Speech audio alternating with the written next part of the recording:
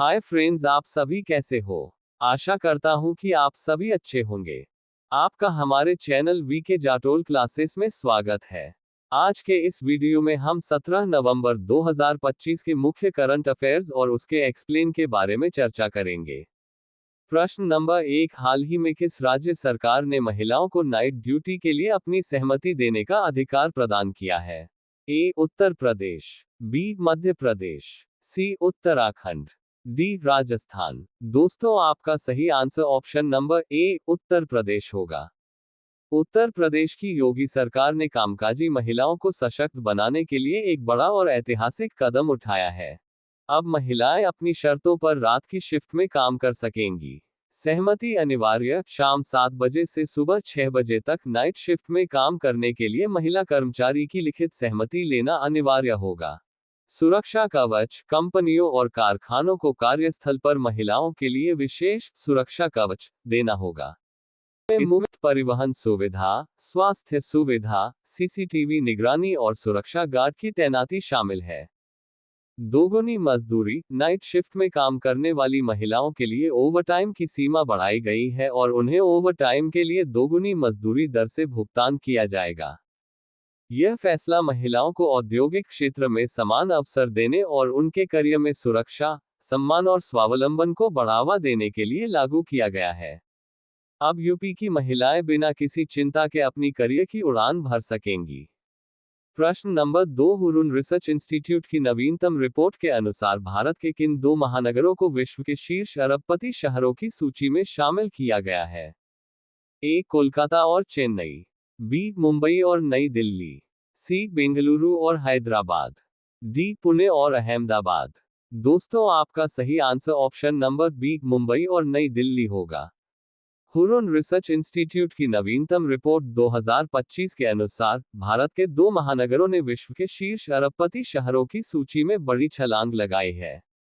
भारत की आर्थिक राजधानी मुंबई अब दुनिया में अरबपतियों की संख्या के मामले में तीसरे स्थान पर पहुंच गई है।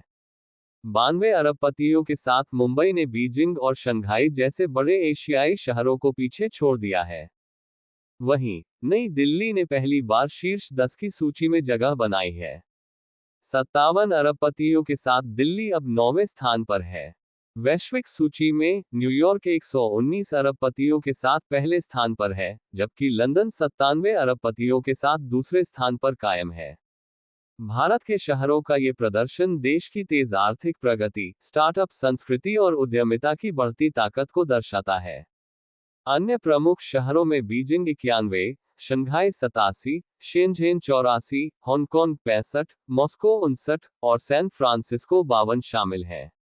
प्रश्न नंबर 3, 3 दिवसीय हिमालयन सम्मेलन, जिसे पर्यावरण, वन और जलवायु परिवर्तन मंत्रालय द्वारा आयोजित किया जा रहा है, 13 नवंबर से किस राज्य में शुरू होगा? A, Himachal Pradesh. B, Uttarakhand. C, Sikkim. D, Arunachal Pradesh. दोस्तों, आपका सही answer option number B, Uttarakhand होगा। केंद्रीय पर्यावरण, वन एवं जलवायु परिवर्तन मंत्रालय के अंतर्गत जी.बी. पंत राष्ट्रीय हिमालयी पर्यावरण संस्थान NIHA उत्तराखंड के अल्मोड़ा में 13 से 15 नवंबर 2025 तक 3 दिवसीय हिमालयन कॉन्क्लेव का आयोजन कर रहा है। उद्देश्य, इस कॉन्क्लेव का मुख्य लक्ष्य भारत के विकसित भारत 2047 विजन के अनुरूप भारतीय हिमालयी क्षेत्र के लिए 2047 तक एक टिकाऊ और रणनीतिक दृष्टिकोण विकसित करना है। चर्चा के विषय, इस सम्मेलन में हिमालयी क्षेत्र के प्रमुख वैज्ञानिक, शिक्षाविद और नीति निर्माता जलवायु परिवर्तन, जैव विविधता संरक्षण, जल संसाधनों की परस्पर क्रिया, सतत आजीविका और क्षेत्रीय सहयोग जैसे 6 प्रमुख विषयों पर विचार विमर्श कर रहे हैं। परिणाम, चर्चा का उद्देश्य हिमालय में लचीलापन और सतत सामाजिक आर्थिक विकास के लिए एक रोडमैप तैयार करना है। ये रोडमैप तेजी से बढ़ रहे प्राकृतिक खतरों और पर्यावरणीय चुनौतियों का समाधान करेगा। इस आयोजन में संयुक्त राष्ट्र विकास कार्यक्रम UNDP सहित कई प्रमुख राष्ट्रीय और अंतर्राष्ट्रीय संगठन सहयोग कर रहे हैं। ये कॉन्क्लेव विकास और पर्यावरणीय अखंडता के बीच संतुलन साधते हुए एक सुरक्षित और टिकाऊ हिमालयी भविष्य की दिशा में मार्ग प्रशस्त करेगा। प्रश्न नंबर 4, हाल ही में किस राज्य के कृषि विभाग ने 38 वर्षों बाद अपनी पहचान बदलते हुए नया प्रतीक चिन्ह और नारा जारी किया है? A Karnataka, B Madhya Pradesh, C Maharashtra, D Telangana. दोस्तों आपका सही answer option number C Maharashtra होगा। महाराष्ट्र सरकार ने अपने कृषि विभाग के 4 दशक पुराने प्रतीक चिन्ह लोगो को बदल दिया है। ये बदलाव राज्य को पारंपरिक खेती से आधुनिक और टिकाऊ कृषि की ओर ले जाने का एक बड़ा संकेत है। पुराने लोगों में हल चलाते किसान की जगह अब एक आधुनिक, मशीनी हल दिखाया गया है। इस नए प्रतीक के साथ एक नया नारा भी जोड़ा गया है, शाश्वत खेती, समृद्ध शेतकरी, जिसका अर्थ है टिकाऊ खेती, समृद्ध किसान। कृषि राज्य मंत्री आशीष जायसवाल की पहल पर किया गया ये परिवर्तन विभाग की नई भूमिका को दर्शाता है। सरकार का उद्देश्य किसानों को तकनीक संचालित और जलवायु लचीली खेती अपनाने के लिए प्रोत्साहित करना है। अधिकारियों के अनुसार यह नई पहचान किसानों को आधुनिक तकनीक का उपयोग करके अपनी आय बढ़ाने और आर्थिक रूप से मजबूत बनने में मदद करेगी। अब यह नया लोगो और नारा विभाग के सभी अभियानों और दस्तावेजों में लागू किया जाएगा। प्रश्न नंबर 5, वाटरशेड महोत्सव का शुभारंभ केंद्रीय मंत्री श्री शिवराज सिंह चौहान द्वारा किस राज्य में किया गया? A Karnataka, B Tamil Nadu, C Andhra Pradesh, D Kerala. दोस्तों आपका सही answer option number C Andhra Pradesh होगा। प्रश्न नंबर 6, भारत ने हाल ही में ऊर्जा परियोजनाओं के लिए किस देश को 4000 करोड़ रुपए का रियायती ऋण देने की घोषणा की है? ए नेपाल, बी श्रीलंका, सी बांग्लादेश, डी भूटान। दोस्तों आपका सही answer option number D Bhutan होगा। भूटान की राजधानी थिम्फू में प्रधानमंत्री नरेंद्र मोदी ने भूटान के राजा जिग्मे खेसर नामग्याल वांगचुक के साथ बातचीत के बाद 4000 करोड़ रुपए की रियायती ऋण सहायता यानी लाइन ऑफ क्रेडिट देने की घोषणा की।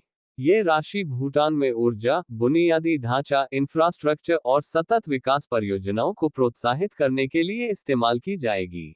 भारत ने इस कदम से एक बार फिर भूटान के विकास साझेदार के रूप में अपनी अटूट प्रतिबद्धता को दोहराया है।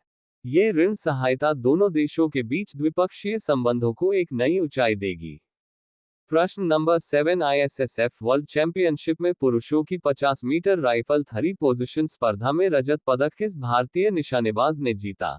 ए दिव्यांश सिंह पनवार, बी अभिषेक वर्मा, सी ऐश्वर्य प्रताप सिंह तोमर, डी चिराग शाह। दोस्तों आपका सही आंसर ऑप्शन नंबर सी ऐश्वर्य प्रताप सिंह तोमर होगा। प्रश्न नंबर 8, हाल ही में कौन सा राज्य पूरे राज्य में संशोधित भारत नेट योजना लागू करने वाला भारत का पहला राज्य बना है? A Haryana, B Punjab, C Gujarat, D Rajasthan. दोस्तों आपका सही answer option number B Punjab होगा। प्रश्न नंबर 9, एएनएस सावित्री, जो भारतीय नौसेना का एक अपतटीय गश्तीपोत है, अपनी वर्तमान तैनाती के दौरान किस देश के पोर्ट बेरा बंदरगाह पर पहुंचा? ए केन्या, बी तंजानिया, सी सेशल्स, डी मोजाम्बिक। दोस्तों आपका सही answer option number D Mozambique होगा। भारतीय नौसेना का अपतटीय गश्तीपोत ओपीवी आईएनएस सावित्री अपनी वर्तमान तैनाती के तहत मोजाम्बिक के पोर्ट बेरा पहुंच गया है। इस यात्रा का उद्देश्य भारत और मोजाम्बिक के बीच गहरे ऐतिहासिक संबंधों और मजबूत समुद्री सहयोग को आगे बढ़ाना है। यात्रा के दौरान दोनों देशों की नौसेनाएं संयुक्त प्रशिक्षण और पेशेवर बातचीत में हिस्सा लेंगी। इसका लक्ष्य भविष्य की संयुक्त तैनाती के लिए आपसी सहयोग और अंतर संचालन क्षमता को बढ़ाना है। प्रशिक्षण सत्रों में वीबीएसएस अभ्यास, संकट प्रबंधन और अग्निशमन अभ्यासों पर जोर दिया जाएगा। सामुदायिक आउटरीच के तहत आईएनएस सावित्री द्वारा स्थानीय समुदाय के लिए एक चिकित्सा शिविर का भी आयोजन किया जाएगा।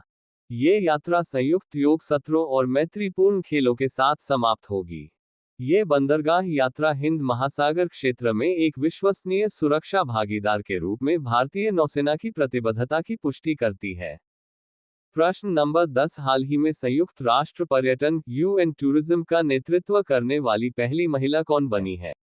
ए Mariam Al Safar, B Sheikha Nasser Al Nowais, C Fatima Al Hashimi, D Reema Al Marsoodi. दोस्तों आपका सही answer option number B Sheikha Nasser Al Nowais होगा।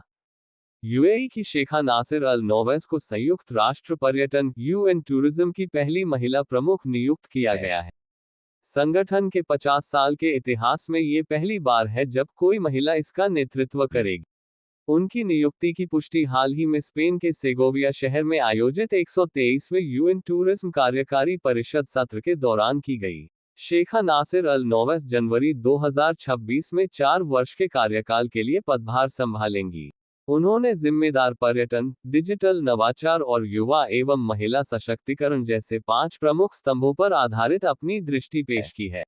ये नियुक्ति लैंगिक समानता की दिशा में एक ऐतिहासिक उपलब्धि मानी जा रही है। अब ये प्रश्न आप लोगों के लिए। आप सभी लोग इसका आंसर कमेंट बॉक्स में जरूर बताएं। लोकसभा अध्यक्ष ओम बिरला ने राष्ट्रमंडल संसदीय संघ सीपीए के वार्षिक सम्मेलन का उद्घाटन किस राज्य में किया? A. Nagaland, B. Meghalaya, C. Gujarat, D. Manipur. Last video के प्रश्न का आंसर हमने आपसे पूछा है कि कौन सा राज्य जनजातीय समुदायों पर केंद्रित जीनोम अनुक्रमण पहल शुरू करने वाला पहला भारतीय राज्य बना है? A. Maharashtra, B. Madhya Pradesh, C. Gujarat, D. Jharkhand. दोस्तों आपका सही answer option number C Gujarat होगा। यदि दोस्तों आपको हमारा यह वीडियो अच्छा लगा हो तो वीडियो को लाइक शेयर जरूर करें, साथ ही हमारे चैनल वीके जाटोल क्लासेस को सब्सक्राइब जरूर करें ताकि हमारे चैनल पर अपलोड होने वाली प्रत्येक वीडियो का नोटिफिकेशन आप तक तुरंत पहुंच सके।